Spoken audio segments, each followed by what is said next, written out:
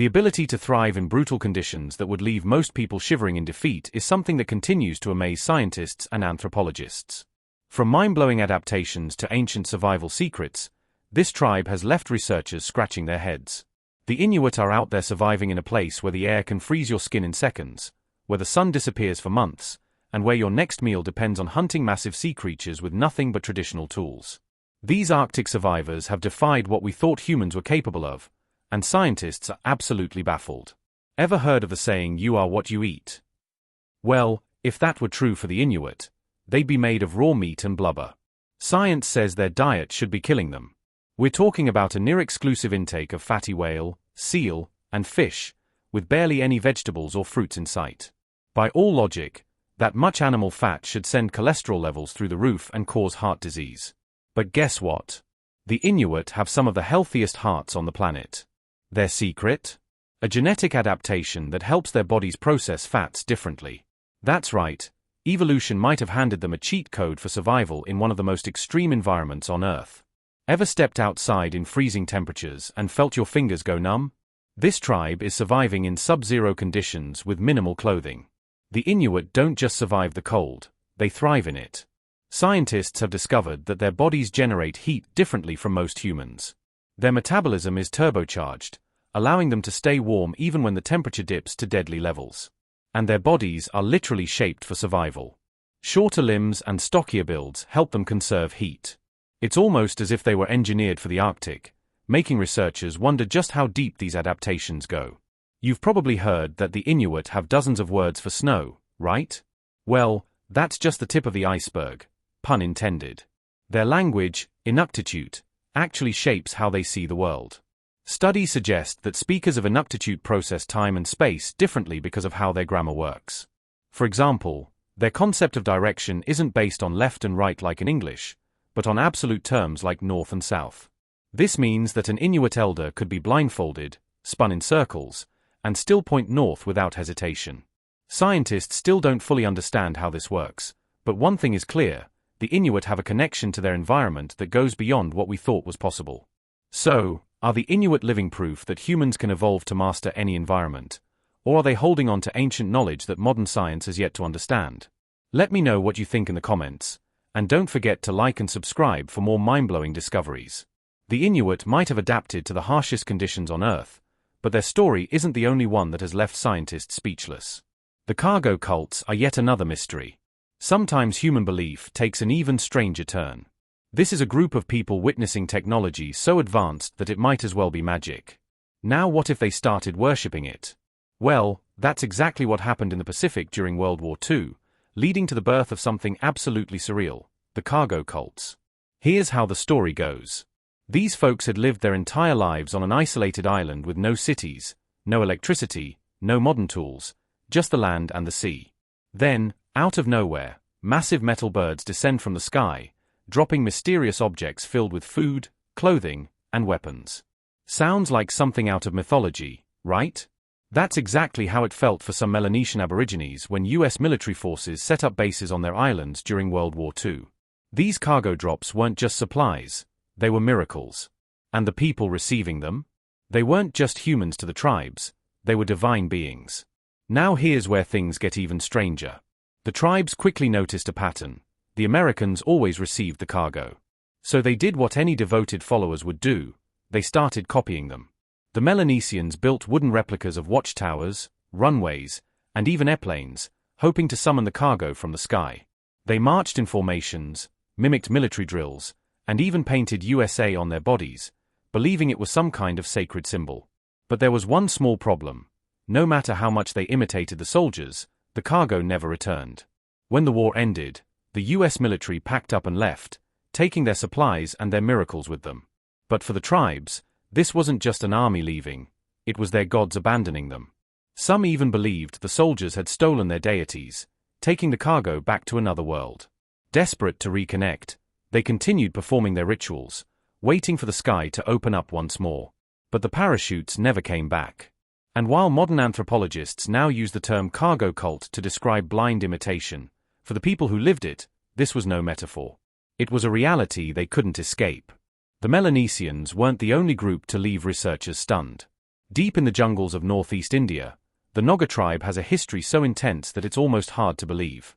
These are the Naga people, a collection of over 40 tribes spread across the border between India and Myanmar. But while they might seem like just another indigenous group living off the land, their past reveals something much darker, something that has fascinated and terrified outsiders for centuries. From ancient times to the present, the Naga have relied on hunting and agriculture to survive. But their hunters weren't just skilled, they were legendary. Stories tell of Naga warriors fighting tigers with their bare hands, a feat that cemented their status as some of the fiercest fighters in the region. Beyond their reputation in battle, the Naga are also highly skilled artisans, excelling in pottery and blacksmithing. Despite their warrior culture, their society wasn't entirely ruled by men. While men held authority, women weren't treated as servants.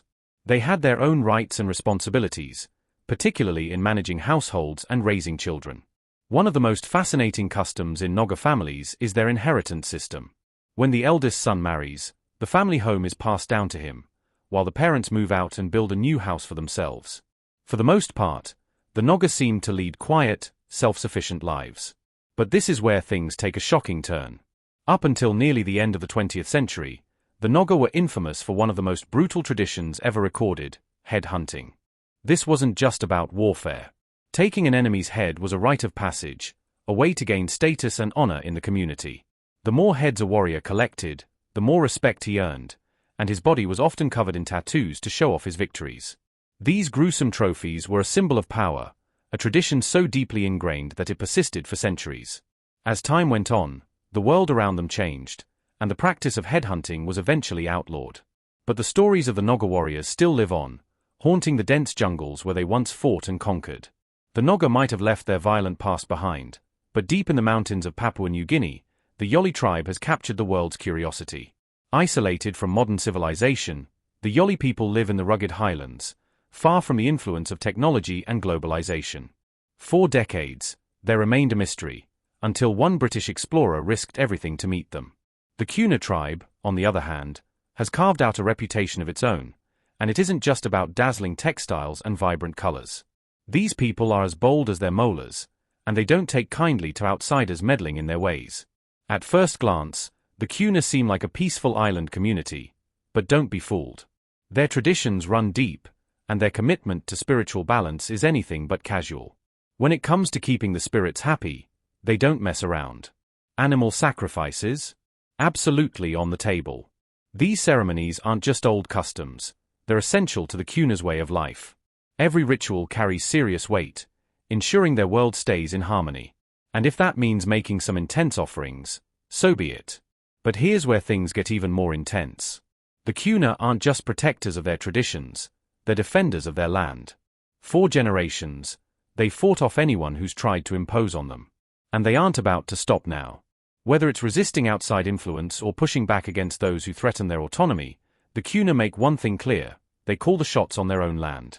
The Kuna fiercely guard their traditions, but over in the frozen wilderness of Northeast Asia, another resilient group has been preserving its way of life for centuries.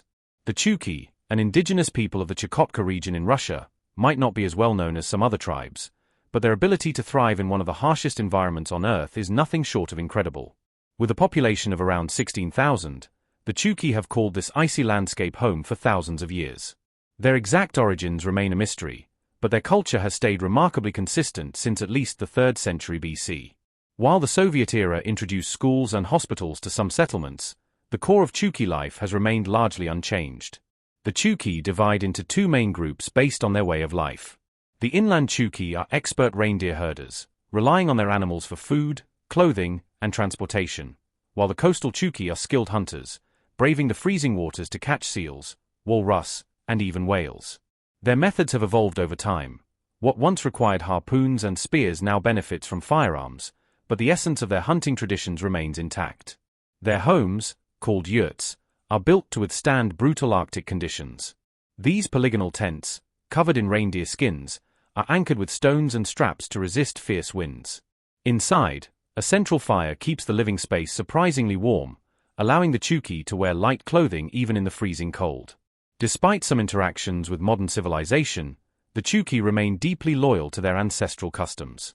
They have adapted in small ways, but at their core, they are still the same resilient, resourceful people who have thrived in one of the planet's most unforgiving climates. While the Chuki have adapted to the Arctic, another group thousands of miles away in the scorching plains of East Africa has developed its own distinct way of life. The Surma people of Ethiopia and South Sudan may not battle icy winds, but they face challenges of a different kind, resisting outside influence and preserving their deeply rooted traditions. The Surma are fiercely protective of their way of life, rejecting modern civilization to maintain their ancestral customs. Divided into 3 tribes, Turga, Chai, and Bale, the Surma share a deep commitment to cattle breeding and agriculture, often clashing with government efforts to assimilate them into broader society. These tensions have sometimes led to violent encounters. Yet the Surma remain steadfast in preserving their traditions. Although they prefer to keep their customs private, the Surma occasionally allow outsiders into their territories. However, their secrecy extends to many aspects of their rituals, keeping much of their culture a mystery. What is widely known, though, is their striking approach to personal adornment. Body modifications, intricate scars, floral patterns, and herbal decorations are key parts of their identity. Among the most distinctive traditions is the practice of wearing large clay lip plates, particularly among Surma women. These plates, sometimes reaching astonishing sizes, symbolize beauty and social status. The process involves knocking out the lower front teeth, creating an opening in the lip, and gradually increasing the plate size over time. According to tradition, the larger the plate, the higher the woman's perceived beauty and the greater the dowry her father receives in cattle. While this may seem extreme to outsiders, Surma women take great pride in this tradition, viewing their bodies as canvases for artistic expression. To them, each scar, painting, and lip plate is not just decoration. It is a symbol of identity, resilience, and cultural pride. Moving from the Surma to their neighbors, the Mursi tribe of Ethiopia carries on the striking tradition of lip plates but with an added edge. The Mursi are unlike any other, and their customs leave outsiders both fascinated and intimidated. One of their most iconic practices, the use of enormous clay lip plates worn by women, marks beauty and status. These discs can stretch the lower lip far beyond what most people believe possible. But beyond their appearance, the Mursi are known for their strength, resilience, and determination to defend their land and traditions against all odds.